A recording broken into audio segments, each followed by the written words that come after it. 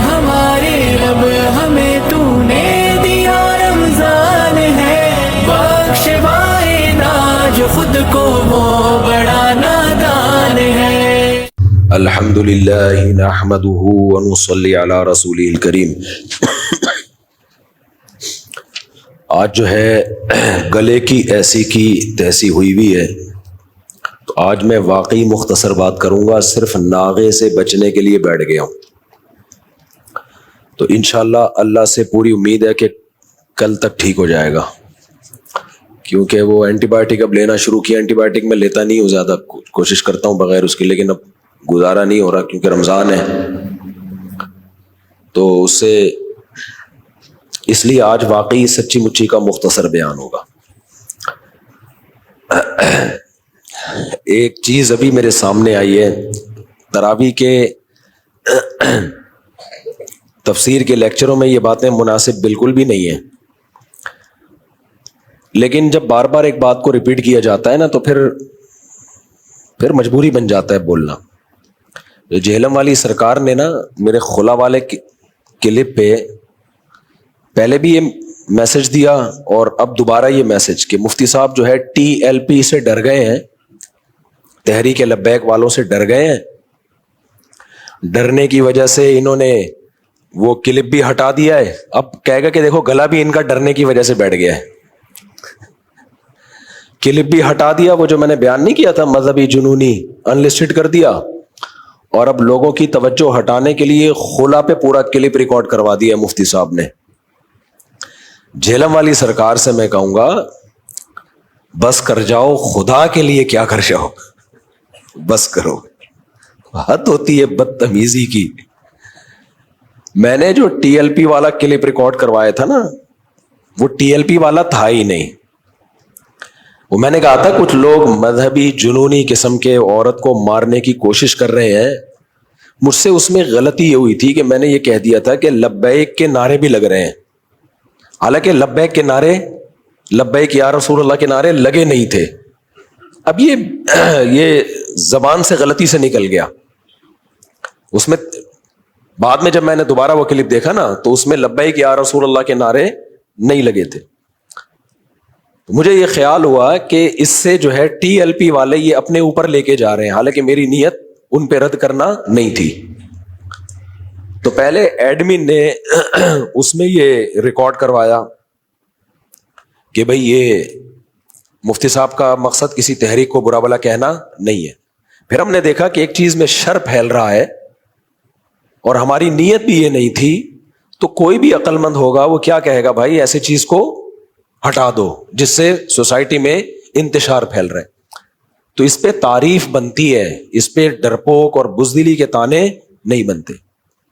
پھر جہلم والی جو سرکار ہے اس نے ٹی ایل پی کی دھمکی کا کلپ بھی چلایا ہے اور کہا اس دھمکی کے بعد مفتی صاحب نے انلسٹڈ کیا ہے۔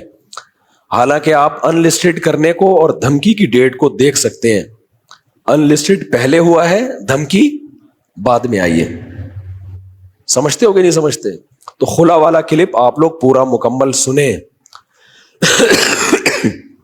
اور اس میں جہلم والی سرکار نے اب یہ بھی کہا ہے کہ مفتی صاحب نے میرے بات کو غلط رخ میں پیش کیا ہے، حالانکہ جہلم والی سرکار نے 100% بار بار یہ دعویٰ کیا ہے کہ عورت کو بھی اسی طرح خلا کا حق ہے جیسے مرد کو، یعنی مرد راضی نہیں بھی ہو تو بھی وہ شوہر خلا، عورت خلا لے سکتی ہے۔ تو میں جہلم والی سرکار سے بس ایک گزارش کر کے پھر ہم ادھر چلتے ہیں کہ آپ واضح لفظوں میں دوبارہ اپنا دعویٰ ریکارڈ کروا دیں کہ آپ کا دعویٰ ہے کیا۔ اگر شوہر کورٹ میں نہیں آتا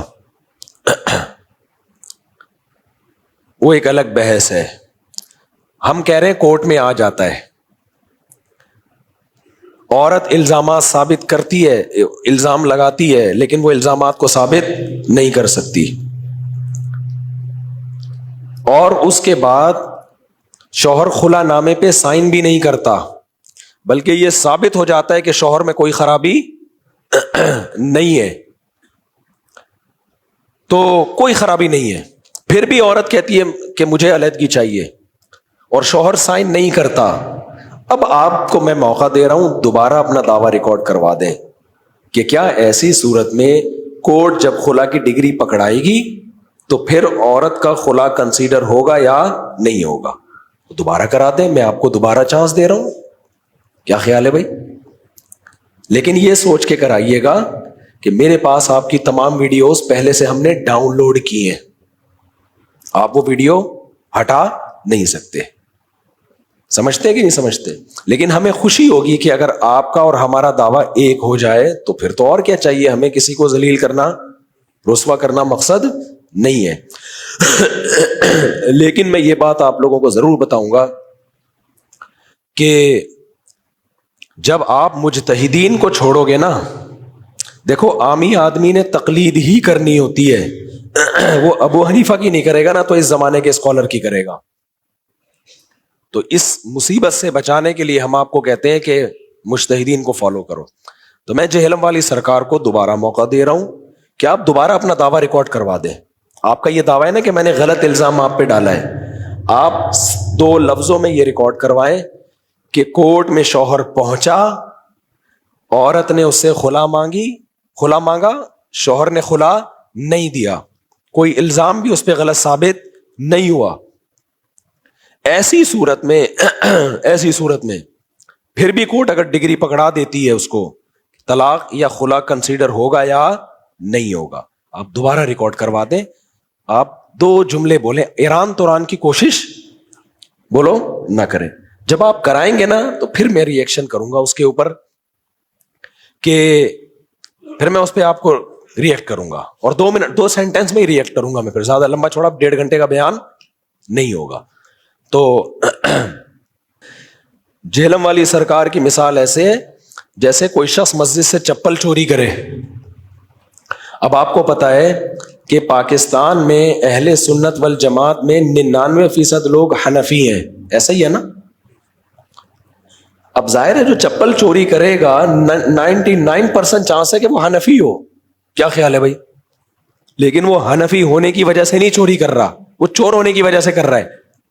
اب جہلم والی سرکار کیا کرتی ہے، پکڑا گیا نا ایک بندہ، میڈیا پہ لاؤ اس کو، بھائی تمہارا مسلک کیا ہے؟ وہ کہ میں حنفی. دیکھا، میں نہیں کہتا تھا حنفی چور ہوتے ہیں. سمجھ میں آ رہی ہے بات؟ اب کوئی دیوبندی 2 نمبری کر رہا ہے، کسی مدرسے میں 2 نمبری ہوئی ہے، اور یہ اس گلے کے ساتھ ریکارڈ کرنے والا چیپٹر ہے نہیں، اس کے لیے گلا ٹھیک ہونا چاہیے. لیکن چلو جیسا ہے ہم پارسل کر دیتے ہیں، ٹھیک ہے نا؟ سمجھ میں آنا ہوگا تو اسی اسٹائل میں سمجھ میں آ جائے گا. تو لیکن اس کے فینس پتہ کیا کہیں گے، دیکھو مفتی صاحب کی آواز ہی نہیں نکل رہی خوف کی وجہ سے، میرا گلا خراب ہے، میں اینٹی بایوٹک کھا رہا ہوں، اس وجہ سے آواز نہیں نکل رہی. تراویح بھی میں نے نہیں پڑھائی، جمعے کا بیان میں نے ناغا کر دیا، حالانکہ جمعے کا بیان تو میں کبھی نہیں چھوڑتا، وہ ناغا کر دیا میں نے. تو ایسا نہ کوئی اس پہ پروپیگنڈا کرے، دیکھا مفتی صاحب کی تو آواز ہی بند ہو گئی ہے. تو ایسے کسی مدرسے میں 2 نمبری ہو، فوراً دیکھو مدرسے 2 نمبر ہوتے ہیں. کسی دیوبندی عالم نے کوئی غلط حرکت کی ہو، وہ ویسے ہی دیکھا دیوبندی ایسے ہوتے ہیں. کسی دیوبندی نے کوئی غلط بات لکھ دی ہو اپنی کتاب میں، لکھنے والے تو دنیا میں دیکھا دیوبندی ایسے ہوتے ہیں. تو یہ مثال ذہن میں رکھیں، کوئی مسجد سے چپل چوری کرے تو 99% چانس ہوتا ہے کہ وہ حنفی ہو، کیونکہ اہل سنت والجماعت میں 99% لوگ کیا ہیں پاکستان میں؟ پوری دنیا میں 50% حنفی ہیں، 30% شافعی ہیں، 17% مالکی ہیں، 2% حنبلی ہیں، 1% باقی لوگ ہیں. تو یہ اگر فرقہ پرست ہوتے نا، حنفی، شافعی، مالکی، حنبلی، تو جنت میں تو 2-4 آدمیوں کے علاوہ کوئی جائے گا ہی نہیں. یہ اگر فرقہ پرستی اس کو بولتے نا، تو جنت میں کافر تو ویسے ہی جہنم میں جائیں گے. آپ اب اندازہ لگا لو، 6 ارب کی آبادی ہے تقریباً، ان میں 5 ارب تو ویسے ہی جہنمی ہیں، 1 ارب بچ گئے. اس 1 ارب میں اہل سنت والجماعت کی بات کر رہا ہوں، کیونکہ جنتی فرقہ اہل سنت والجماعت ہے. یہ جہلم والی سرکار بھی یہ بات مانتی ہے کہ اصل جو جنتی فرقہ ہے وہ کون سے ہے؟ اہل سنت والجماعت.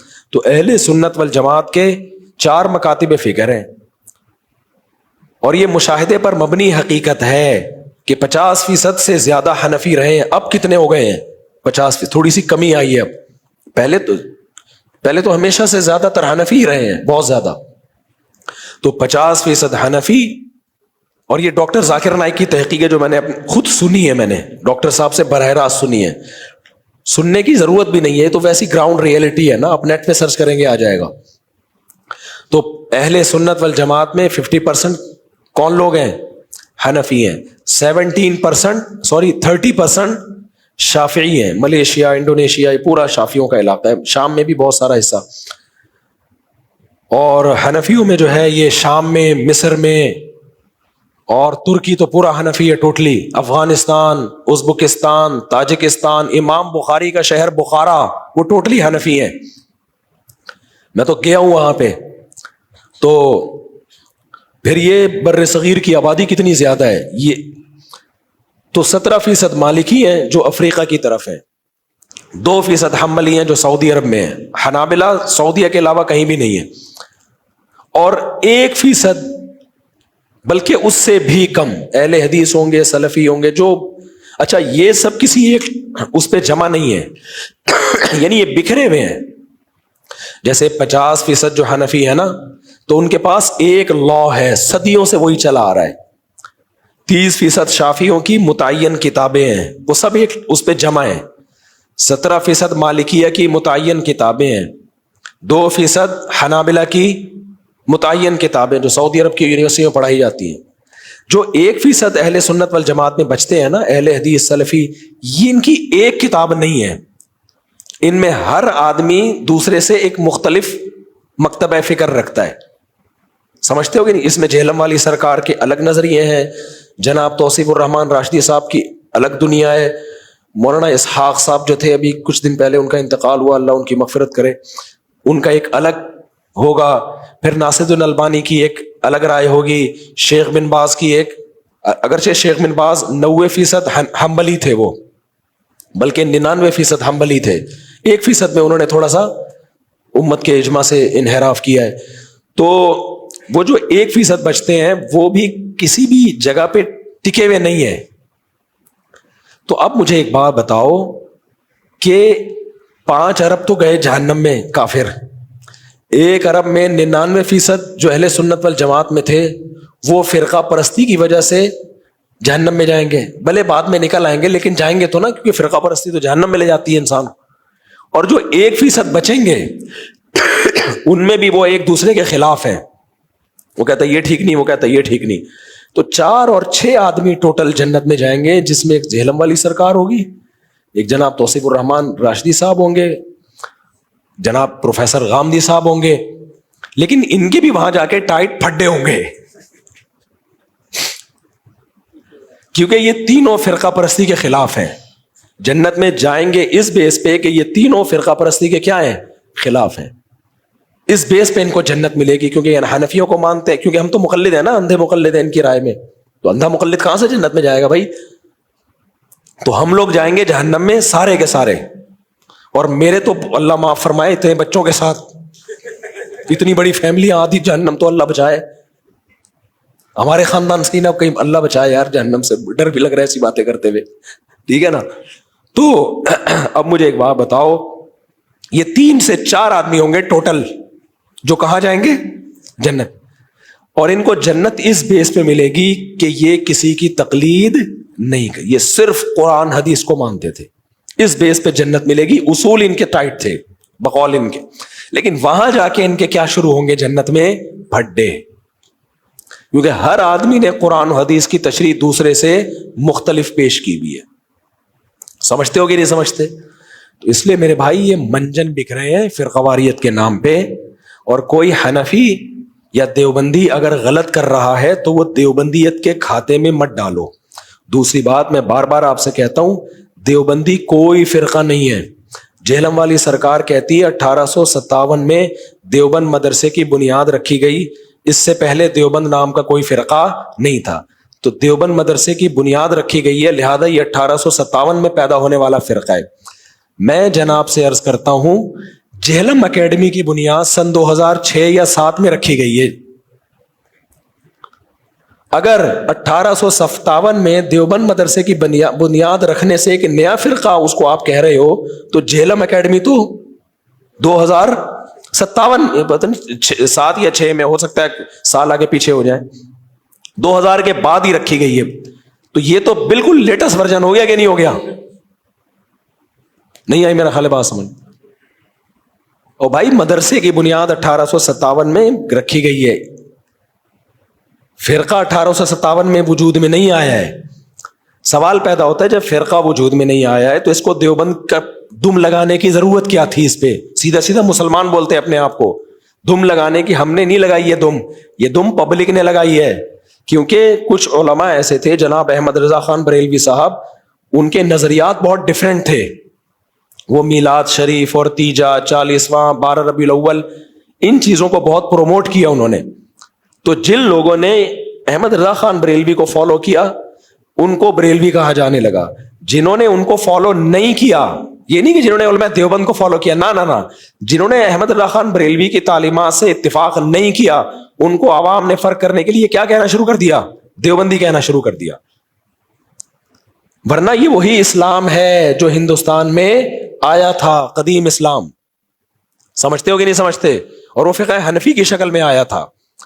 دوسری بات یہ کہ جہلم والی سرکار نے جتنی حدیثوں کی تحقیقات پیش کرتی ہے نا جہلم والی سرکار، وہ ساری حدیثیں کی تحقیق شافیوں سے لی ہوتی ہے یا حنفیوں سے لی ہوتی ہے. آپ کو پتا ہے جب ہم کسی حدیث کو صحیح یا ضعیف کہتے ہیں نا تو علامہ ابن حجر کی تحقیق کے بغیر یہ کہنا ممکن نہیں ہوتا. اور وہ کٹر شافعی تھے، تو وہ بھی فرقہ پرست ہو گئے. کیا خیال ہے بھائی؟ حتیٰ کہ ناصر الالبانی رحمہ اللہ تعالیٰ جو سلفی عالم ہے، وہ بھی جب کہتے ہیں نا کسی حدیث کو صحیح ہے یا ضعیف تو کس کی تحقیق سے فائدہ اٹھا رہے ہوتے ہیں؟ علامہ ابن حجر. وہ کیا تھے؟ ساری دنیا کو پتا ہے کہ وہ شافعی تھے. صحیح ہے مسلم کی جو سب سے مستند شرح لکھی گئی ہے، پوری دنیا میں سب سے زیادہ پڑھی جاتی ہے، وہ علامہ نووی رحمت اللہ علیہ کی ہے، جن کی ریاض الصالحین بھی ہے، سعودی عرب کی یونیورسٹیوں پڑھائی جا رہی ہے. وہ پکے کیا تھے؟ شافعی تھے. وہ تو جگہ جگہ لکھتے ہیں. امام بہقی، آج کتنی حدیثیں پیش کی جاتی ہیں، امام بہقی سنن کبریٰ البہقی میں، وہ پکے کیا تھے؟ وہ شافعی تھے. تو اتنے بڑے بڑے علماء. پھر صحیح بخاری کی 2 شروحات دنیا میں سب سے زیادہ پھیلی ہیں، ایک ابن حجر اسقلانی کی اور ایک علامہ عینی کی عمدۃ القاری. ایک ان میں پکے شافعی تھے، دوسرے ان میں پکے حنفی تھے. عرب علماء بھی حوالہ دے رہے ہوتے ہیں. علامہ عینی نے یہ لکھا ہے بخاری کی شرح میں، حالانکہ وہ حنبلی ہیں، تو وہ حوالہ کس کا دے رہے ہوتے ہیں؟ شافعی کا. دنیا میں سب سے پہلے جو عقیدے کی کتاب لکھی ہے وہ علامہ طحاوی نے لکھی ہے، جو پوری دنیا میں مشہور ہوئی ہے، سعودی عرب کی یونیورسٹیوں میں پڑھائی جاتی ہے. وہ سمجھ میں آ رہی ہے بات؟ جس کا نام ہے العقیدۃ الطحاویہ. اور امام طحاوی کے بارے میں ساری دنیا میں کسی بھی عالم سے پوچھ لیں، وہ کیا تھے؟ حنفی تھے. تو ابے تمہاری تو سالہ کچھ بچا ہی نہیں تمہارے پاس. تم لوگوں نے اتنے لوگوں کو جہنم میں ڈال دیا فرقہ پر. میں جب کوئی دلیل سے بات کرتا ہوں نا، انجینئر کے فین نے لکھا ہوتا ہے یہ حنفی ہے، یہ کیا ہے؟ تو ہم نے تو سننا ہی نہیں ہے، کیونکہ یہ تو مسلک کو پروموٹ کر رہا ہے. تو بھائی تم نے اگر یہی حنفی شافی کی بیس پہ تم نے یہ کرنا شروع کر دیا تو جنت میں دال چاول کے علاوہ کچھ بھی نہیں ملے گا. ایک آدمی کو خواب آیا ایک آدمی کو نا، تو خواب میں میدان حشر قائم تھا، ایک طرف جنت ایک طرف جہنم. تو اس نے پوچھا کہ بھائی وہ کہاں جانا ہے؟ اس نے کہا خود دیکھ لے کہاں جانا ہے تو نے. جہنم کا وزٹ کیا تو دیگیں چل رہی تھی اس میں، دیگوں پہ دیگ نا، بریانی کی دیگ ڈھکن کھل رہا ہے، قورمے کی دیگ. بڑا حیران ہوا، خواب میں دیکھ رہے ہیں. جب جنت میں گیا تو دال چاول سوکھے.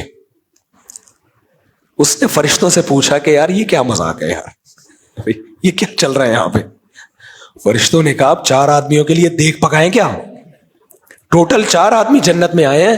ایک انجینئر علی مرزا صاحب آئے ہیں، ایک جناب توصیف الرحمان راشدی صاحب، ایک پروفیسر غامدی صاحب اور ایک ان کے داماد حسن.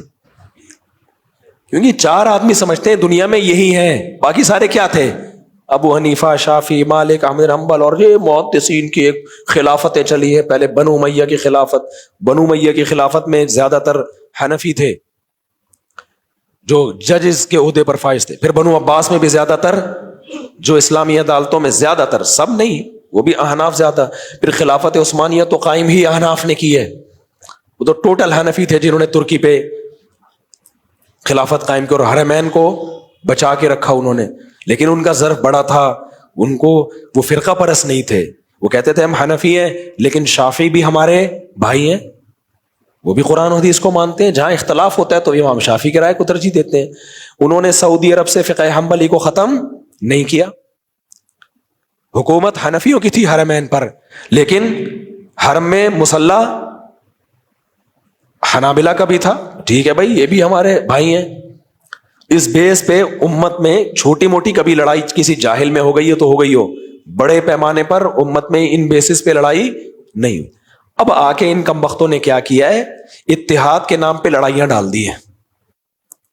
محلے میں نا چند فسادی عورتیں ہوتی ہیں جو جوڑ کے چکر میں لڑوا رہی ہوتی ہیں, ہر محلے میں ہوتی ہیں. وہ بڑی خیر خواہ بن کے آتی ہیں, ساس کو بہو کے بارے میں سمجھائیں گی, بہو کو ساس, وہ کیا کر دیتی ہیں, لڑا دیں.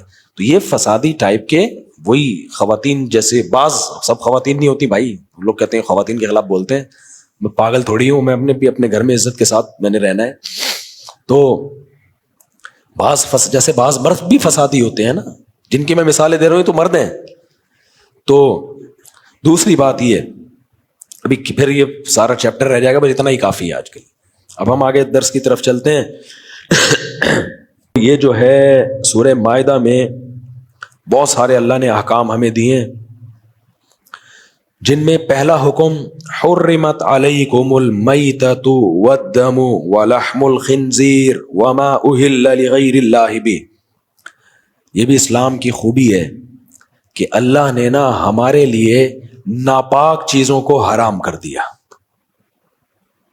اچھا, کچھ چیزیں ایسی ہوتی گندی ہیں, لیکن ان کی گندگی کو آپ الفاظ میں ایکسپلین نہیں کر سکتے.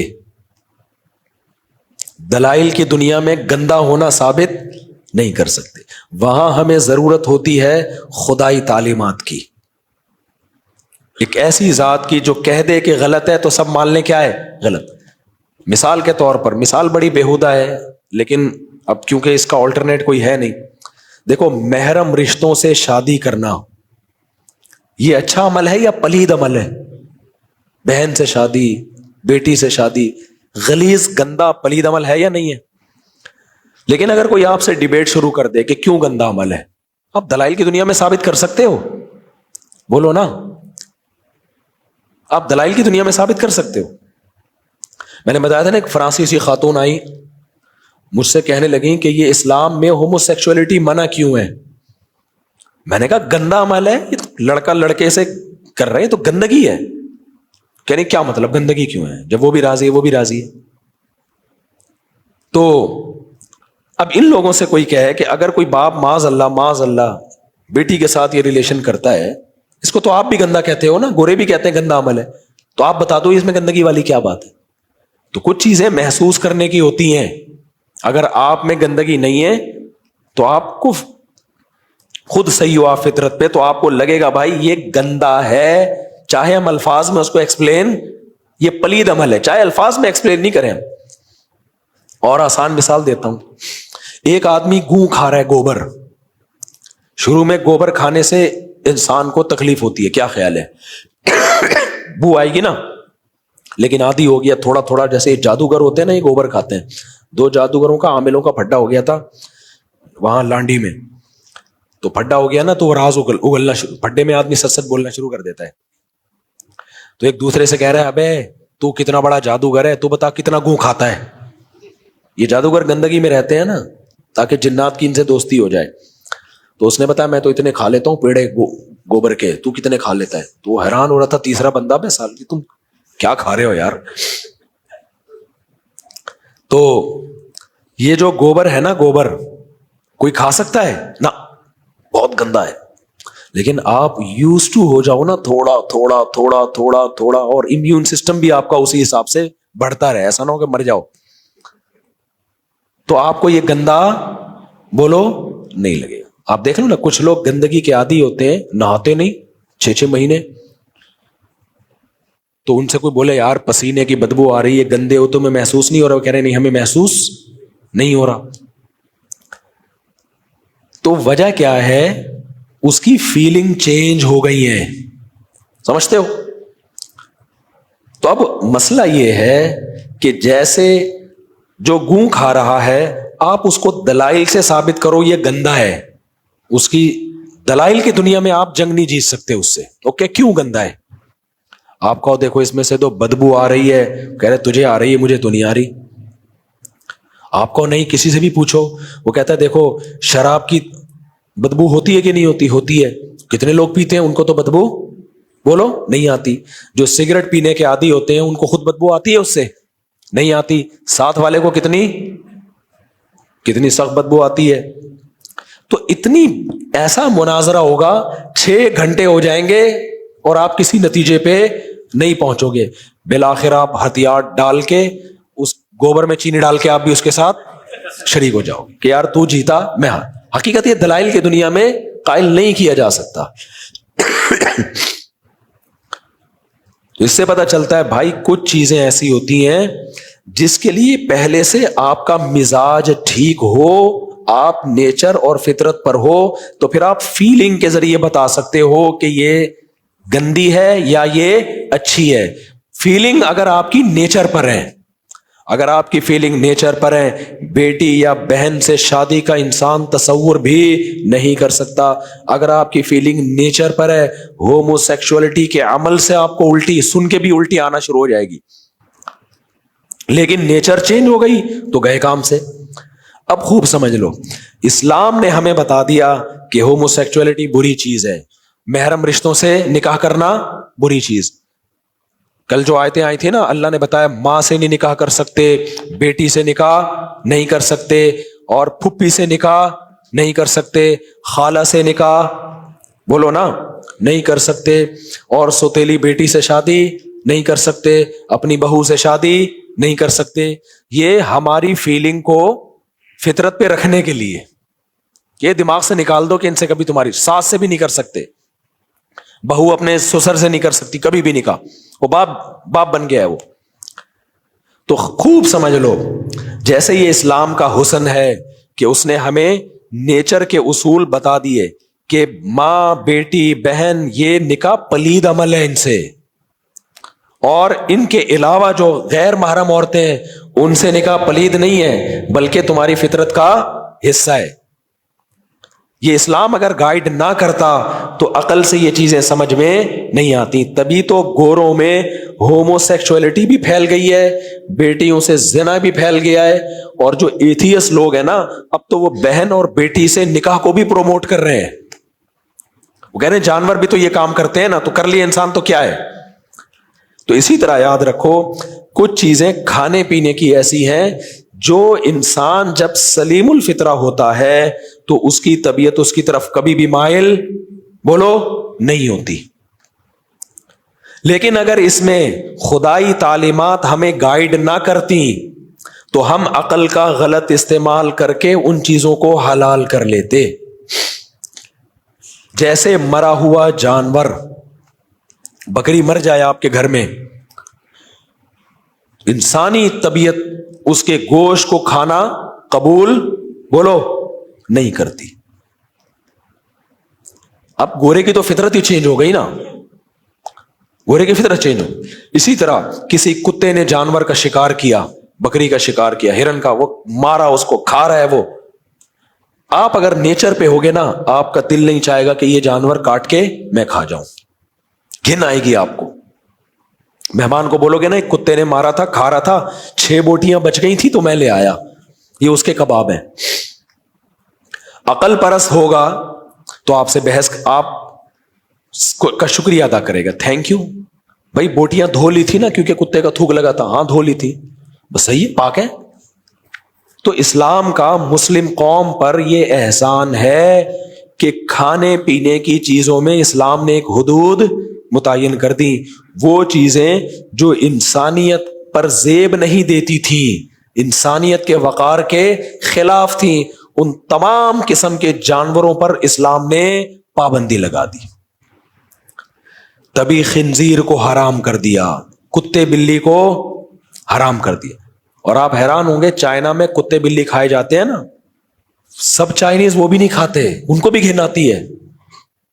میں جاپان گیا, میں نے بڑا سنا ہوا تھا یہ لوگ بلی کھاتے ہیں, پتا چلا نہیں کھاتے بھائی, جاپنیز بھی بلی نہیں کھاتے, چند لوگ کھاتے ہیں, ورنہ ان کو بھی بلی سے کیا آتی ہے, گھن آتی ہے.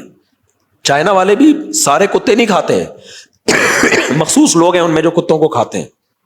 عقلی لحاظ سے تو کتا اور گائے میں کوئی فرق ہے نہیں, لیکن وہ مذہب سے اتنا دور ہو کے بھی ایک بیریئر ہے کہ کتا جو ہے, کتے کے لیے تو انسان کھانے کی چیز ہے, انسان کے لیے کتا کھانے کی چیز نہیں ہے. تو یہ احکام اللہ نے ہمیں قرآن میں دیے گوشت سے متعلق. پہلا حکم حرمت علیکم المیتہ, اللہ کہتے ہیں ہر قسم کا مردہ جانور تم پر حرام. جو بھی جانور اپنی موت, مردہ کسے کہتے ہیں پتہ ہے, جس کو ذبح کر کے باقاعدہ خون اس کے رگوں سے نہ نکالا جائے. سمجھ میں آ رہی ہے بات؟ جس کو ذبح کر کے اس کے جسم سے بلڈ نہ نکالا جائے, اس جانور کو کیا کہا جاتا ہے؟ مردہ. جو اپنی موت مر گیا ہو, خود نہیں مارا آپ نے, اپنی موت مر گیا. بکری بیمار ہوئی, صبح انا للہ ہو گیا, اللہ کہتے ہیں اب انسانوں کے کھانے کی چیز نہیں ہے, مردہ ہو گیا. حالانکہ میڈیکلی کچھ بھی نہیں ہے, گوشت لے جائیں میڈیکل ٹیسٹ کرائیں سب. بھائی ہر چیز میڈیکلی نہیں ہوتی, کچھ میڈیکلی تو بیٹی سے نکاح کرنا کوئی ہے معاذ اللہ, کوئی اس میں نقصان ہے؟ میڈیکلی تو ہومو سیکسولیٹی میں بھی کوئی نقصان نہیں ہے, لیکن یہ گدھوں کے کرنے کے کام, گدھے بھی نہیں کرتے یہ کام. تو اب دنیا ہر چیز کو میڈیکل سائنس کے لحاظ سے دیکھ رہی ہے, جبکہ تہذیب میڈیکل سائنس سے ہٹ کے ایک الگ چیز ہے. میں بات کو سمیٹتا ہوں کیونکہ بالکل ہی نہ بیٹھ جاؤں کہیں میں. تو اللہ نے فرمایا حرمت علیکم المیتۃ, تو تم پر مردار حرام ہے. اسی میں ایک اور فقہی مسئلہ میں بیان کر دوں کہ مچھلی بھی مردار ہی ہے. جب ہم مچھلی نکالتے ہیں نا تو وہ ذبح نہیں ہوتی, وہ کیا ہے؟ مردار ہے. لیکن حدیث میں آتا ہے احلت لنا میتتان, اللہ نے دو مردار ہمارے لیے حلال کر دیے ہیں, السمک والجراد, ایک مچھلی اور ایک ٹڈی. ٹڈی سمجھتے ہیں وہ جو کھیتوں کو چٹ کرنے والی نہیں, ابھی 2-3 سال پہلے پاکستان میں بھی آئی ہوئی تھی, پورے غول, وہ ذبح کیے بغیر مر بھی جائے نا تو کیا کر سکتے ہو آپ, کھا سکتے ہو. تو امام ابو حنیفہ کا اسی حدیث کی بیس پر یہ موقف ہے کہ سمندر کی مخلوق میں, پانی کی مخلوق میں صرف مچھلی حلال ہے, مچھلی کے علاوہ کوئی اور جانور پانی کا حلال نہیں ہے, کیونکہ پانی کے جانوروں کو ذبح نہیں کیا جاتا, ان میں بہتا ہوا خون ہی نہیں ہوتا نا, تو وہ سارے مردار ہی کے حکم میں ہیں. لہذا مچھلی کے علاوہ کوئی اور چیز آپ نہیں کھا سکتے. سمجھتے ہو کہ نہیں سمجھتے؟ آج بہت سے اسکالرز نے جہلم والی سرکار سمیت ابو حنیفہ کا اس مسئلے میں مذاق اڑانا شروع کر دیا, اور دلیل کے طور پر قرآن کی آیت پیش کرتے ہیں سورہ انعام کی, احل لکم صید البحر وطعامہ متاعا لکم وللسیارہ, کہ تمہارے لیے سمندر کا شکار اور اس کا کھانا حلال ہے. حالانکہ اس آیت کا سیاق و سباق آپ دیکھیں, وہاں حرم کی پابندیوں کا ذکر ہو رہا ہے کہ احرام میں تم خشکی کا شکار نہیں کر سکتے, سمندر کا شکار کر سکتے ہو. اس کا یہ مطلب نہیں ہے کہ سمندر کی ہر مخلوق حلال ہے, یعنی احرام کی حالت میں آپ حج کرنے جا رہے ہو نا یا عمرہ کرنے, سمندر میں ہو, وہاں سمندر میں شکار کر سکتے ہو آپ. احرام کی پابندیاں سمندری شکار پہ لاگو نہیں ہوتی. آپ کو پتہ ہے نا احرام میں جو مارنا بھی حرام ہے. ابے کیا ہو گیا, اس کی آواز تو تیز کر دو یار بھائی, خدا کا واسطہ, پہلے گلے کی حالت دیکھو. اور آپ احرام میں جو بھی نہیں مار سکتے آپ, سمجھتے ہو, لیکن سمندر کا شکار کیا ہے, حلال ہے. تو اس آیت سے یہ نتیجہ نکالنا اور پھر احناف پہ کیچڑ اچھالنا, مذاق اڑانا کہ دیکھو یہ قرآن کی آیت کے منکر ہیں, اندھے مقلد ہیں, تو یہ نہیں بنتا. آپ کے پاس جب تک پوری نالج نہ ہو آپ تبصرہ نہ کیا کریں.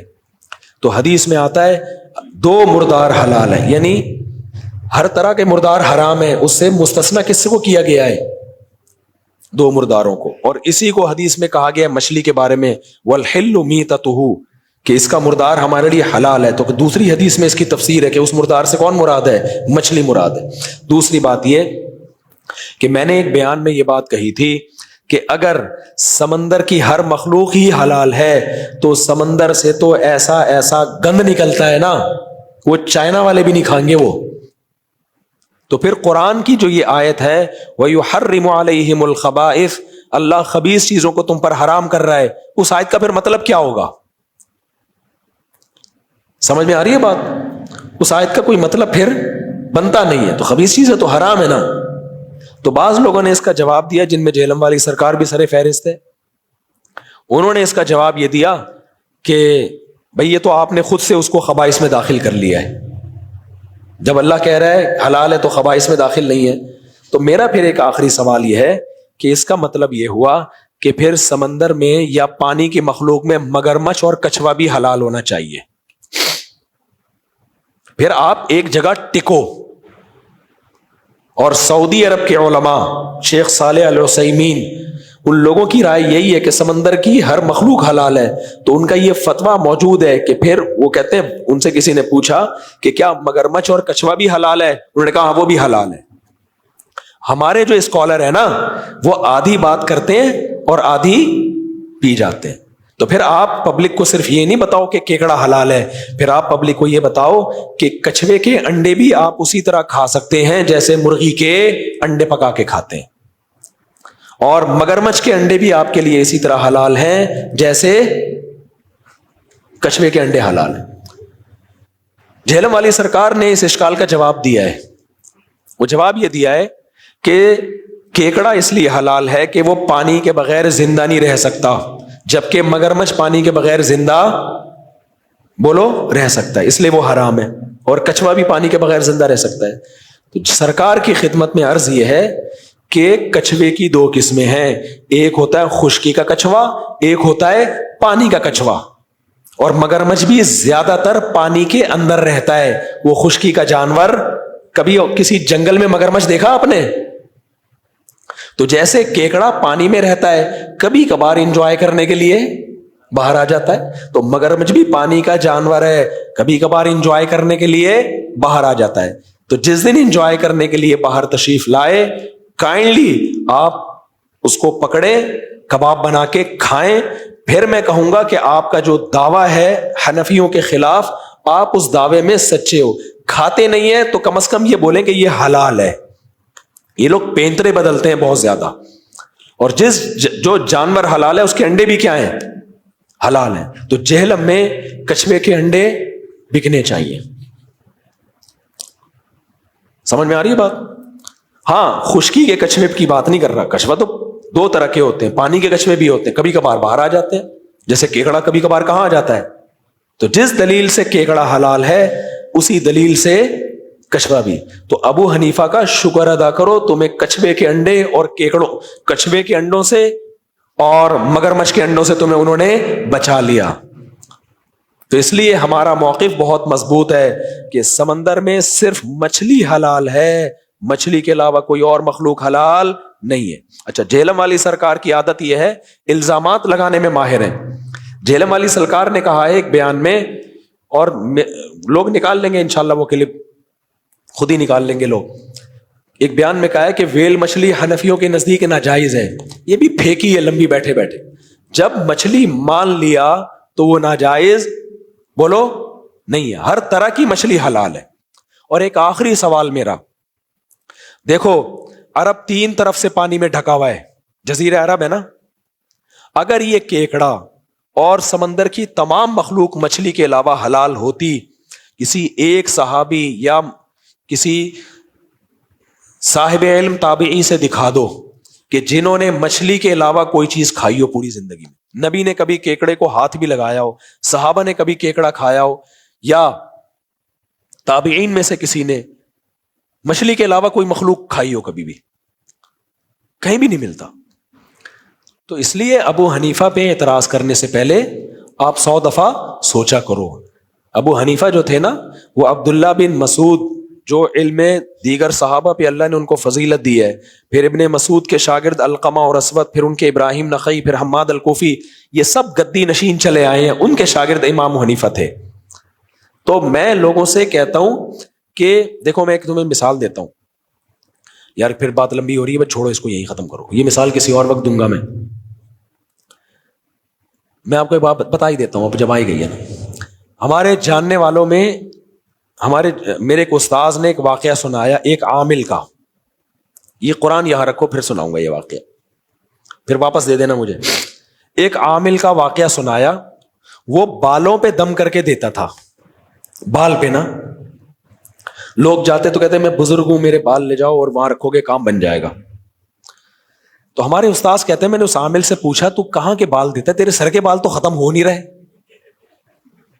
جو بھی آ رہا ہے اس کو ایک بالوں کا گچھا پکڑا رہا ہوتا ہے، یا چند بال ہوتے ہیں اور دم کر کے.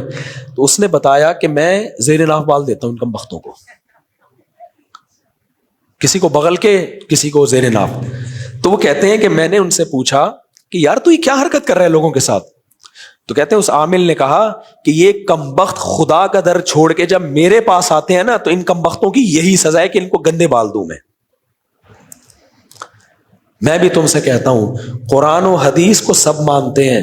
قرآن و حدیث کی ایک تشریح وہ ہے جو اسلاف نے کی ہے، بڑے بڑے مجتہدین نے کی ہے. جب تم ان مجتہدین کو فالو کرنا چھوڑ دو گے نا تو تمہاری قسمت میں آج کل کے کمبخت قسم کے اسکالر تمہیں گمراہ کریں گے. یہ تمہاری سزا ہے دنیا میں. اتنے بڑے بڑے لوگوں کو تم نے چھوڑا اور یہ کہہ کے کہ ہم تقلید نہیں کرتے. اور کس کی تقلید میں آئے؟ آج کل کے اسکالر کی، جن کو عربی پڑھنا نہیں آتی ہے، جن کو آیتوں کا ترجمہ کرنا نہیں آتا ہے. تو اس لیے ہم اگر مسلک پرست ہوتے ہیں نا تو ہم اپنی طرف بلا رہے ہوتے ہیں آپ کو. ہم مسلک پرست نہیں ہیں، تبھی تو ہم کہتے ہیں مجتہدین کو فالو کرو. لے آؤ اب دوبارہ اگلی آیت. چلو آپ آگے چلتے ہیں. تو پہلی آیت کا پہلا حصہ سمجھ میں آ گیا. حرمت علیکم المیتہ، یہ اسلام کا حسن ہے. ہمیں یاد ہے ہم بکریاں وغیرہ پالتے تھے، ہمارے پڑوسی بھی کبھی کوئی بکری مر جاتی تھی نا تو ہم چھوڑ دیتے تھے اس کو. تو کچھ غیر مسلم آتے تھے، اٹھا کے لے کے کھاتے تھے. حالانکہ ہم بچے تھے لیکن ہمیں بڑی گھن آ رہی ہوتی تھی، یار یہ کیا کر رہے ہیں. تو اسلام نے کیا کیا؟ ہم پر احسان کیا. ہماری فیلنگ کو نیچر پہ باقی رکھنے کے لیے اللہ نے ہم پہ پابندی اگر نہ لگائی ہوتی، عقل استعمال کر کے ہم بھی گند میں ہاتھ ڈالنا شروع کر دیتے. ولیمے ہوتے لوگوں کے، کیا پکائے بھائی؟ گدھا پکایا آج ہم نے، کتے پکائے ہیں. کس دلیل سے سمجھاتے یہ کتا کھانے کی چیز نہیں ہے؟ وہ کہتا کیا ہے، کتا ہی تو ہے، کتا ہی تو ہے نا. تو پھر تو بھائی کچھ بھی کھاتے رہو بیٹھ کے. تو اللہ نے پابندی لگا دی. دوسری اللہ نے پابندی لگائی، والدم، خون بھی حرام ہے تمہارے اوپر، بہتا ہوا خون. ایک خون وہ ہوتا ہے جو جانور کے گوشت میں لگا رہ جاتا ہے، وہ تو ٹھیک ہے. جب جانور ذبح کرتے ہیں اور جو خون نکلتا ہے وہ خون بھی ہم پر کیا ہے؟ حرام ہے. یہ درندوں کے کھانے کی چیز ہے، شیر اور چیتوں کے پینے کی چیزیں ہیں، کتوں کے کھانے کی چیزیں ہیں، انسانوں کے کھانے کی چیزیں نہیں ہیں. یہ سمجھتے ہو؟ تیسری چیز وَلَحْمُ الْخِنْزِيرِ، اللہ کہتے ہیں سور کا گوشت بھی تم پہ کیا ہے؟ حرام. آپ کو پتا ہے اتنا گندا جانور ہے سور، پہانا کھاتا ہے، پتا ہے آپ کو؟ آپ یوٹیوب پہ سرچ کرو. پہلے زمانے میں جب یہ سیوریج کا سسٹم نہیں تھا نا، سسٹم تو ابھی بھی نہیں ہے کراچی میں تو کہتا ہوں یہ وہی پال لو خنزیر، وہ زیادہ اچھا صفائی کرے گا. لیکن پہلے زمانے میں تو بالکل ہی سسٹم نہیں تھا. آپ یوٹیوب پہ سرچ کریں تو یہ لوگ، یورپ میں کیا ہوتا تھا، یہ ایسا کرتے تھے جو بیت الخلا کی گندگی سب ایک جگہ جمع ہوتی رہتی تھی. پھر یہ لوگ سور پالتے تھے. پھر کیا کرتے تھے؟ سوروں کو بھوکا رکھتے تھے. پھر ان کا وہ شٹر کھولتے تھے، وہ سارے سور بھاگتے ہوئے آتے، وہ بھوکے ہوتے تھے 2-3 دن کے، وہ ساری گندگی چاٹ کے. کتنا غلیظ گند ہے انسان کا. یہ تو اس کی خوراک ہے. سمجھتے ہو گے نہیں سمجھتے؟ اتنا گندا جانور. تو اس کا گوشت کیسے کھائے گا یار انسان؟ اور غیرت بھی نہیں ہے اس میں. بہرحال تو اللہ نے کیا کہا؟ لحم. اور آپ کو پتا ہے انگریزوں میں سور کھانے کا رواج نہیں تھا. یہ ان میں پہلی جنگ عظیم اور دوسری جنگ عظیم کے بعد آیا ہے. خوراک کی قلت ہو گئی، ان کے پادریوں نے فتویٰ دیا مجبوری میں جائز ہے. تو بھوک سے مرنے کے لیے تو اسلام نے بھی اجازت دے دی ہے بھائی، یہ مرتا کیا نہ کرتا. تو انہوں نے بھوک سے مرنے کے چکر میں جب کھانا شروع کیا تو ان کو چسکا لگ گیا. اور اتنا غلیظ جانور ہے نا، آپ کہیں اب یورپ میں ہم سفر کرتے ہیں نا باہر ملکوں میں، اتنی اسمیل آ رہی ہوتی ہے، گن آ رہی ہوتی ہے اسے دیکھ. وہی بات ہے، آپ گندگی کھانا شروع کر دو تو عادی ہو جاؤ گے.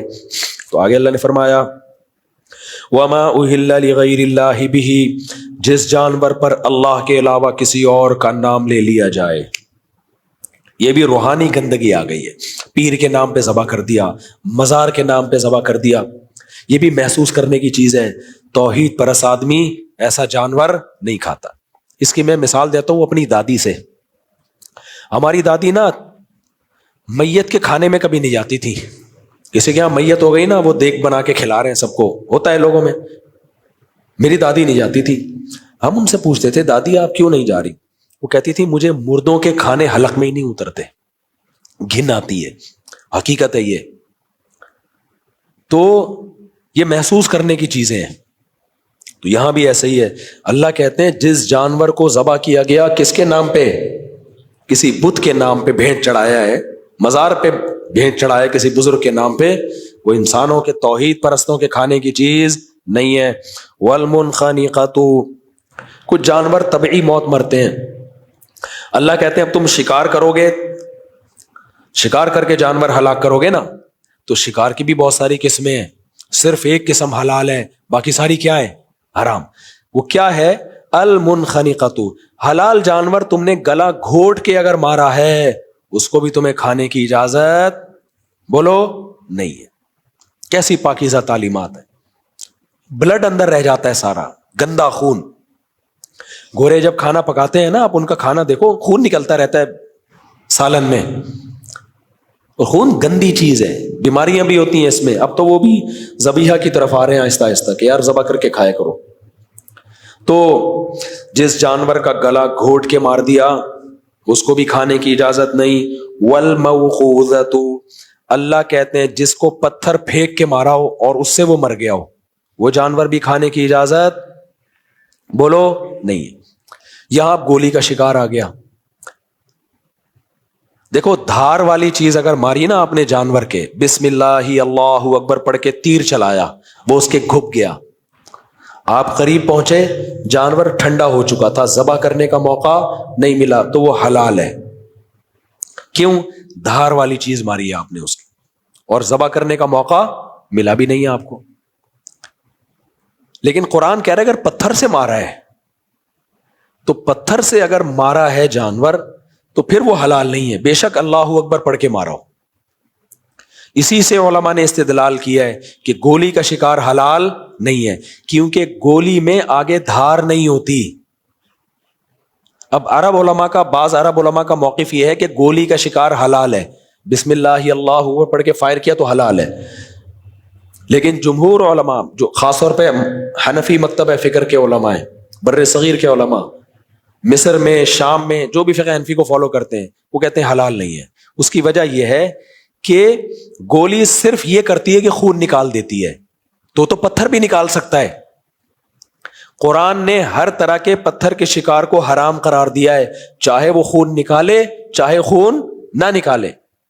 تو حکم کا مدار اس پر نہیں ہے کہ پتھر مار رہے ہیں یا گولی مار رہے ہیں، حکم کا مدار اس پر ہے دھار والی چیز مار رہے ہیں یا گول چیز مار رہے ہیں آپ اس کو. یہ ہے صرف فرق یہ ہے کہ آپ پتھر کی طاقت جیسے غلیل سے بڑھا سکتے ہو، ہاتھ سے بڑھا سکتے ہو، تو وہ بیرل میں رکھ کے بارود سے اس کی پھینکنے کی طاقت کو بڑھا دیتے ہو آپ. تو پھینکنے کی طاقت بڑھ جاتی ہے جس سے وہ جسم میں گھس کے خون نکال دیتی ہے. تو خون نکالنا کافی نہیں ہے، خون نکالنا تو پتھر کے ذریعے بھی ممکن ہے، زور سے مارو گے تو خون نکل جائے گا. تو اس لیے ہماری رائے میں گولی کا شکار حلال نہیں، اور یہ مضبوط موقف ہے. اور حدیث میں یہ بھی آتا ہے کہ ایک صحابی نے پوچھا یا رسول اللہ ہم جانور کا شکار کرتے ہیں، ہمیں پتہ نہیں چلتا ہمارے تیر سے مرا ہے یا کسی درندے نے مارا ہے، آپ نے منع کر دیا اس کو کھانے سے. اس سے پتہ چلتا ہے کہ بھائی 50% حلال اور 50% حرام کا امکان ہو تو حرام والے پہلو کو ترجیح دی جائے گی. تو اگر گولی کے شکار میں فرض کر لو کہ ہم اس کو دھار مان لیں تو بھی دوسرے پتھر والا عنصر اس میں زیادہ ہے. تو جب تک حلال ہونے کا یقین نہیں ہوگا آپ کے لیے وہ جانور حرام رہے گا. ہاں گولی سے شکار کیا آپ نے اور جانور کے مرنے سے پہلے ذبح کر دیا پھر تو ٹھیک ہے, یا گولی میں دھار ہو آگے, دھار کا مطلب نوک ہو آگے, یا بلیڈ لگا ہوا ہو اور بلیڈ جا کے اس کو لگے پھر ٹھیک ہے, پھر وہ تیر کی طرح ہے, سمجھتے ہو. لیکن کلاشنکوف کی گولی ہو گئی یا 32 بور کی گولی, ان میں دھار نہیں ہوتی, یہ پھینکنے کی قوت سے اندر جا کے گھستی ہیں, تو اس کو اللہ نے موقوذہ کہہ دیا ہے. موقوذہ جو پتھر کی طاقت سے جانور ہلاک ہوتا ہے وہ بھی آپ کے لیے حلال نہیں. اور اس میں دیکھو جانور کو بھی سہولت دی جا رہی ہے. اگر اسلام یہ پتھر کی طاقت والے جانوروں کو حلال کر دیتا, لوگ پٹخ پٹخ کے مار رہے ہوتے جانوروں کو. اسلحہ تو اب جادو ہے, آپ یوٹیوب پہ سرچ کر لیں, میں نے خود دیکھا ہے, آپ بھی دیکھ لیں. بعض علاقوں میں کیا ہو رہا ہے, ہندوستان میں بعض غیر مسلم کیا کر رہے ہیں, کسی جانور کو جب کھانا ہے نا تو سر پہ کھینچ کے ڈنڈا مار رہے ہیں اس کے. تو یہ بھی موقوذہ میں داخل ہے, ڈنڈا ہو یا پتھر ہو ایک ہی ہے. اس جانور کے لیے بھی جب ہم ذبح کرتے ہیں نا جانور کو, یا دھار والی چیز جاتی ہے, اس میں جانور کو تکلیف کم ہوتی ہے اور بلڈ زیادہ نکلتا ہے. بلڈ جلدی نکلنے سے جانور ٹھنڈا جلدی ہو جاتا ہے. تو اس میں جانور پہ بھی رحم ہے اور انسان کو بھی اخلاقیات سکھائی جا رہی ہیں. سمجھتے ہو کہ نہیں سمجھتے؟ تو یہ تیسری قسم ہو گئی. والمتردیۃ, اللہ کہتے ہیں کوئی جانور بلندی سے گر کے ہلاک ہو جائے اس کو بھی کھانے کی اجازت نہیں ہے. شکار کا ایک طریقہ یہ بھی ہو سکتا تھا نا کہ آپ ہرن کو اوپر لیتے لیتے لیتے ایسی جگہ لے گئے جہاں وہ پھسل کے نیچے گر گیا, خون تو اس میں بھی نکلے گا لیکن وہ حلال نہیں ہے. والنطیحۃ, اسی طرح ایک جانور نے دوسرے جانور کو سینگ مار کے ہلاک کر دیا.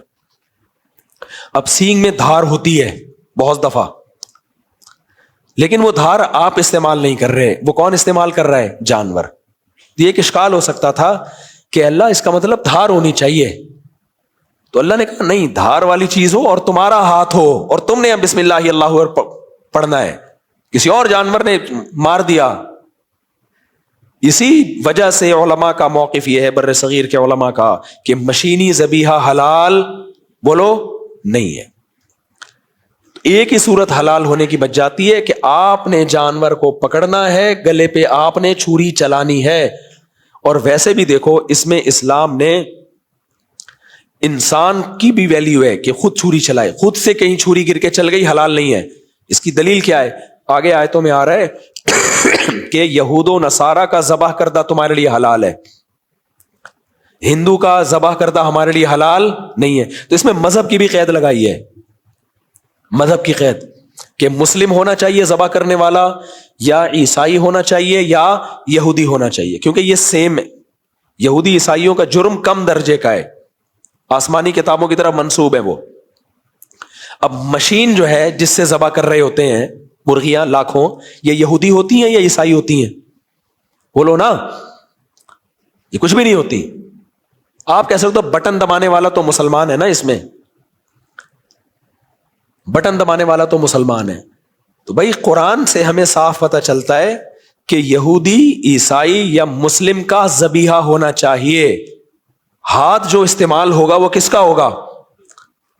بٹن جب آپ دباتے ہو نا تو بٹن دبانے کی حد تک تو آپ کا کام ہوتا ہے, آگے سارا کام مشین کا ہوتا ہے. تو مشین کا کوئی مذہب نہیں ہوتا. اب سوال پیدا ہوتا ہے اسلام کو یہ قید لگانے کی ضرورت کیا تھی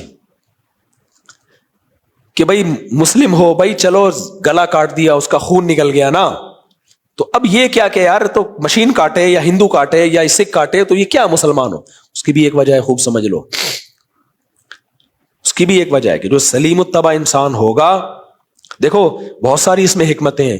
ایک بڑی حکمت اس میں سرسری غور سے جو سمجھ میں آتی ہے وہ یہ ہے کہ جانور کا کھانا اصولی طور پر حلال ہونا ہی نہیں چاہیے. جیسے کہ ایتھیس لوگ جو ہے نا, جو ویجیٹیرین ہے, ایتھیس نہیں ویجیٹیرین بولتے ہیں کہ جتنا ہمیں زندہ رہنے کا حق ہے اتنا ہی جانوروں کو بھی زندہ رہنے کا حق ہے. آپ کس بیس پہ ان کو قتل کر کے کھا رہے ہو؟ آپ آلو پیاز ٹماٹر کھاؤ نا, یہ ظلم ہے جانوروں کو کاٹنا. سمجھتے ہو کہ نہیں سمجھتے؟ ایتھیس لوگ کیا کہتے ہیں؟ مسلمان بقرعید میں اتنے جانور کاٹتے ہیں, ظلم ہے جانوروں پر. ان کا جواب تو بہت آسان ہے کہ بقرعید میں کاٹنا اگر ظلم ہے تو KFC کے برگر میں مرغی کاٹ کے ڈالنا بھی کیا ہے؟ اصولی طور پر تو جانور کا کاٹنا واقعی ظلم ہے. کیونکہ جتنا زندہ رہنے کا آپ کو حق ہے اتنا ہی جانور کو بھی حق ہے. جانور اگر جانور کو کھاتا ہے اس میں تو عقل نہیں ہے نا, اور مجبور بھی ہے, وہ کیا کھائے گا اس کے علاوہ؟ ہمارے پاس تو آلو پیاز ٹماٹر خربوزے کم ہے کیا؟ کوئی ضروری تھوڑی ہے کہ ہم گوشت ہی کھائیں. گوشت صحت کے لیے بہت مفید ہے لیکن ضروری نہیں ہے. ہندو 90 سال بغیر گوشت کے زندہ رہ لیتے ہیں, ویجیٹیرین ہوتے ہیں رہ لیتے. ایسے گوشت کے بغیر زندگی ہے نہیں, ایسا نہ چھوڑ دینا. یہ انسان کی نیچرل غذا میں شامل ہے گوشت. تو اصولی طور پر حلال نہیں ہونا چاہیے, ظلم ہونا چاہیے. لیکن مسلمان اللہ کا نام لے کے جانور کے گلے پہ چھری چلاتا ہے, یہ ثابت کرتا ہے کہ اللہ نے اس کو میرے لیے مسخر کیا ہے, میرے لیے خود سے اس کا کاٹنا ٹھیک نہیں ہے, کیونکہ یہ بھی مخلوق ہے, میں بھی کیا ہوں, مخلوق. میں کس بیس پہ اس کو کاٹ رہا ہوں بھائی؟ وہ کہے گا نہیں یار تم اپنے فائدے کے لیے اپنے بھائی کو قتل کرو تو جرم ہے, گائے کو کاٹو تو یہ بھی تو ظلم ہونا چاہیے نا. لیکن ہمیں گائے پر کوئی ملکیت حاصل نہیں ہے, لیکن اللہ کو ہے. جب اللہ ہمیں پرمیشن دے گا, اس کی میں مثال تو جیسے کل میں نے مسئلہ بتایا نا, میں بلکہ بتاتا رہتا ہوں, جج اپنی بیوی کو طلاق دے سکتا ہے, دوسروں کی بیویوں کو طلاق نہیں دے سکتا. لیکن اگر کوئی شخص کسی کو وکیل بنا دے کہ تم میری بیوی کو طلاق دے سکتے ہو, میں تمہیں اختیار دے رہا ہوں, تو اس کے پاس بھی اختیار چلا جائے گا. اب آپ نے وسیم سے کہا کہ میں تو ڈر رہا ہوں بیگم کے سامنے آتے ہوئے, تو جا, میں تجھے اجازت دے رہا ہوں کہ میری طرف سے میری بیوی کو ڈیورس دے دے. تو وہ جا کے آپ کی طرف سے آپ کی بیوی کو جب ڈیورس دے گا تو بیوی کہے گی کہ تمہیں یہ کس نے رائٹ دیا کہ تم مجھے طلاق دے رہے ہو؟ وہ کہے گا بھائی جس کے پاس رائٹ تھا اس نے دیا یہ رائٹ. اب حلال ہو گیا کہ نہیں ہو گیا؟ نہیں آئی میرا خیال ہے بات سمجھ میں. تو اسی طرح ہم جب گائے کو کاٹتے ہیں, گائے بزبان حال ہم سے پوچھتی ہے تمہیں یہ کس نے رائٹ دیا کہ میں اچھی بھلی لائف کو انجوائے کر رہی ہوں؟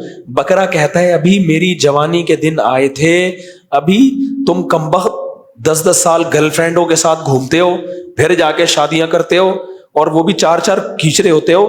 ابھی آنکھ مٹکا شروع ہوا ہے, بھی میں جوانی کی دہلیز پہ قدم رکھا ہے, تھوڑا سا بھی میں نے لائف کو انجوائے کرنا شروع کیا ہے, اور کمبخت تو مجھے کس بیس پہ لٹا کے کاٹ رہا ہے, تو تجھے یہ میرے اوپر کہاں سے طاقت آئی؟ تو ہم بکرے کو جواب میں کیا کہیں گے؟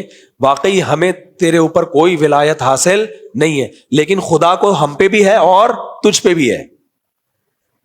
تو جس خدا کو تجھ پر ہے نا, اس نے ہمیں کہا ہے کہ تم کاٹ سکتے ہو. دیکھو انسان کو قتل کر سکتا ہے نہیں, لیکن ابراہیم علیہ السلام نے حضرت اسماعیل کو ذبح کرنے کے لیے لٹایا تھا نا. کیوں؟ اب کیسے حلال ہو گیا بھائی؟ اسماعیل پر بھی کنٹرول خدا کا, ابراہیم پر بھی کنٹرول خدا کا. تو جب اللہ کہے گا تو پھر حلال ہے, ورنہ حلال نہیں ہے. تو اللہ کو مانتے یہ 3 لوگ ہی ہیں, یہودی, عیسائی اور مسلمان. باقی اللہ کو مانتے کہاں ہیں؟ تو اس نے کہا یہ 3 جو مجھے مانتے ہیں ان کو تو رائٹ ہے کہ ذبح کریں اور کھا جائیں. اس کے علاوہ جب کوئی کاٹے گا تو کس بیس پہ کاٹ رہا ہے؟ ٹھیک ہے نا, کس بیس پہ کاٹ رہا ہے؟ کاٹے گا تو نہیں کھاؤ گے اس کو. کھوپڑی شریف میں بات آ رہی ہے کہ نہیں آ رہی ہے؟ میں آج بس مکمل کر دوں. وما اکل السبع, اسی طرح اللہ فرماتے ہیں درندہ کسی جانور کو اگر کھا لے. میں جب مسائی قوم میں گیا نا, وہاں ادھر تنزانیہ کے جنگلوں میں, وہ کیا کرتے ہیں, شیر کھاتا ہے نا کسی ہرن کو پکڑ کے, شکار کرے گا شیر اور پٹخ کے کھال ادھیڑ رہا ہوگا, تو ڈنڈے لے کے جائیں گے, شیر کو مار کے بھگا دیں گے, لے آئیں گے. آپ کو اللہ کی قسم اٹھا کے کہوں کہ یہ چیز انسانوں پہ سوٹ بولو نہیں کرتی, واقعی نہیں کرنا. عجیب سی وحشت ہوتی ہے یار, یہ کیا کر رہے ہو یار, جانور کے منہ سے نوالا چھین رہے ہو. ہاں ذبح کر دو تو پھر موت کا سبب کون بنائے؟ آپ بنے ہو. تو اللہ کہتے ہیں درندہ جو کھائے گا اس نے مارا ہے نا, تو اب تمہارے لیے وہ جانور حلال نہیں ہے. یہ بھی انسانیت کی توہین ہے. تو بھائی تہذیب آپ کو صرف اسلام میں نظر آئے گی, غیر مسلموں کی تہذیب 3 پیس سوٹ اور ٹائی کے سے آگے نہیں بڑھتی. آگے اللہ فرماتے ہیں وما ذبح علی النصب, اسی طرح جو بتوں کی بھیٹ چڑھائے جاتے ہیں, جانور مزاروں پہ کٹ رہے ہوتے ہیں, ان کی قرب حاصل کرنے کے لیے بتوں کی بھیٹ چڑھائے جا رہے ہوتے ہیں, وہ بھی تمہارے لیے حلال نہیں ہے. تو دیکھو اسلام نے حلال کا ایک بڑا کانسیپٹ دیا ہے. مسئلہ یہ ہوتا ہے کہ جو لوگ یورپ امریکہ میں جاتے ہیں نا, وہ حلال حرام کی فکر چھوڑ دیتے ہیں. تو ایسا مت کیا کرو. جا کے فکر کیا کرو, جہاز میں جب جاؤ حلال منگواؤ. اچھا یہ بھی آپ کو بتا دوں, مرغی پہ بہت دفعہ حلال لکھا ہوا ہوتا ہے, ہوتی نہیں ہے. بہت سے اسلامی ملکوں میں بھی حلال نہیں مل رہی مرغی. میں نے تو اب جہازوں میں نا مرغی کھانا چھوڑ دی ہے, کیونکہ مشین کا ذبیحہ ہوتا ہے, اور آج کل اسکالرز مارکیٹ میں ہول سیل کے حساب سے بک رہے ہیں, مل رہے ہیں, وہ ہر چیز کو حلال حلال حلال حلال. پھر وہ کہتے ہیں ایکچولی ضرورت ہے, ایکچولی ضرورت ہے. ضرورت کہاں سے؟ ضرورت کا مطلب یہ ہے کہ ہم بھوک سے مرنے لگو. بھیسیوں چیزیں کھانے کی ہیں, مچھلی کھا لو آگ بند کر کے جہاں بھی ملتی ہے, ٹھیک ہے نا. اور اسلامی ملکوں میں, اچھا پاکستان میں بہت خاندانی حلال ملتا ہے. ایسا حلال چکن جو یہاں پر ہے نا, گوشت, یہ دنیا میں نہیں ہے کہیں. سعودی عرب میں بھی بہت, وہاں کے لوکل کمپنیوں کا تو بالکل حلال ہے, باہر کے آنے والے کا پتہ نہیں ہے. میں سعودی ایئر لائن میں بھی جب جاتا ہوں, مرغی کھانے سے میں احتیاط کرتا ہوں. میں نہیں کہہ رہا حرام ہے, مجھے تحقیق نہیں ہے, لیکن میرا دل نہیں مانتا. ہو سکتا ہے جو آپ تحقیق کریں تو ثابت ہو جائے کہ وہ حلال ہے, لیکن برازیل سے پتہ نہیں کہاں سے چکن آ رہا ہے, کوئی بھروسہ نہیں ہے. ہاں آپ سعودی ایئر لائن میں, ایمریٹس ایئر لائن میں جائیں, بکرے کا یا گائے کا گوشت منگوا لیں, وہ حلال ہوتا ہے, کیونکہ وہ مشینی ہوتا نہیں ہے نا. مرغیوں کو تو کٹ کٹ کر مشین لگاتے ہیں, گایوں کو کون مشین چلائے گا اتنی بڑی. تو گائے کا گوشت اور بکرے کا گوشت حلال ملتا ہے. تو باہر ملکوں میں جب جایا کرو, انسان کے بچے بن کے رہا کرو, ایسا نہیں کہ جو آ رہا ہے کھا لیا. جاپان میں بہت مشکل ہے حلال ابھی بھی. تو میں جب جاپان گیا تو وہاں کے مسلمانوں نے بتایا کہ بھائی ہم نے اپلیکیشن ڈاؤن لوڈ کی ہوئی ہے. جاپان میں مسئلہ یہ کہ دودھ میں بھی حرام شامل ہوتا ہے, کافی میں بھی حرام شامل ہوتا ہے. کافی بھی آپ لوگ نا تو وہ پڑھتے ہیں کہ یار اس میں حرام چیزیں شامل ہیں, سور کی چربی ہوتی ہے, پتہ نہیں کیا کیا ہوتا ہے اس میں. تو جب بھی کسی غیر مسلم کنٹری میں جاؤ تو وہاں پہلے مسلمانوں سے رابطہ کر لو. تو ہر جگہ ایپ بن گئی ہے الحمدللہ. تو ہمارے دوست جاپان میں ہمارے ساتھ تھے, جب بھی کوئی چیز خرید, کافی بھی لینی ہوتی نا, تو وہ موبائل میں ڈال دیتے, اس میں فوراً وہ سامنے آ جاتا, وہ فوراً فیصلہ کر لیتے. تو آسان کر دیا الحمدللہ بہت اس کا, لیکن تھوڑی سی تحقیق ایک دفعہ کرنی پڑے گی. اور میں تو لوگوں سے کہتا ہوں جو باہر ملکوں میں رہتے ہیں, یار ہر شخص مسلمان حلال کھانا چاہتا ہے تو تم حلال کا بزنس کر لو وہاں پہ. اب جاپان میں ایک بنگلہ دیشی نے جب دیکھا نا کہ حلال مشکل ہے, اس نے سلاٹر ہاؤس کھول لیا, دنا دن کروڑ پتی بن گیا. وہ بہت اچھا کیا, بزنس بھی ہو گیا, لوگوں کو حلال کھانے کو بھی بولو مل گیا. تو یہ ہر جگہ آج کل ٹھپے لگ رہے ہیں حلال کے. مشینی ذبیحہ ہوتا ہے, بعض دفعہ ذبیحہ ہوتا بھی نہیں ہے, بس ایک ٹھپا لگایا ہوا تو حلال, ٹھپا لگایا ہوا تو حلال. وہی وہ مثال ہے, بس وہ کہہ کے بیان ختم کرتا ہوں. ایک سیاسی لیڈر تقریر کر رہا تھا کہ آپ مجھے ووٹ دیں, میں مردوں کے لیے الگ ہاسپٹل بناؤں گا, خواتین کے لیے الگ ہاسپٹل بناؤں گا. آپ مجھے ووٹ دیں, میں مردوں کے لیے الگ اسکول بناؤں گا, خواتین کے لیے الگ اسکول. بولے جا رہا ہے نا, پھینکے جا رہا ہے. کسی نے کہا ہمارے ہاں میٹرنٹی ہوم نہیں ہے, جو خواتین کے بچہ پیدا ہونے کے جو ہاسپٹل ہوتا ہے وہ نہیں ہے. اس نے کہا آپ مجھے ووٹ دیں, مردوں کے لیے الگ بناؤں گا, خواتین کے لیے الگ. تو بعض لوگ ہوتے ہیں بیٹھ کے پھینکنے کے لیے, پھینکتے رہو بعد میں دیکھیں گے. تو ایسے ہی بعض ملکوں میں حلال کی اسٹیمپ بعض اداروں نے بنائی ہوئی ہے, جو آتا رہے گا حلال ٹھپا حلال ٹھپا, چاہے وہ سور پہ بھی ٹھپے لگا رہے ہوتے ہیں حلال کے. تو خالی ٹھپا دیکھ کے فیصلہ نہ کر لیا کرو کہ یہ حلال ہے. سمجھتے ہو کہ نہیں سمجھتے؟ اللہ تعالیٰ سمجھنے کے عمل کی توفیق عطا فرمائے.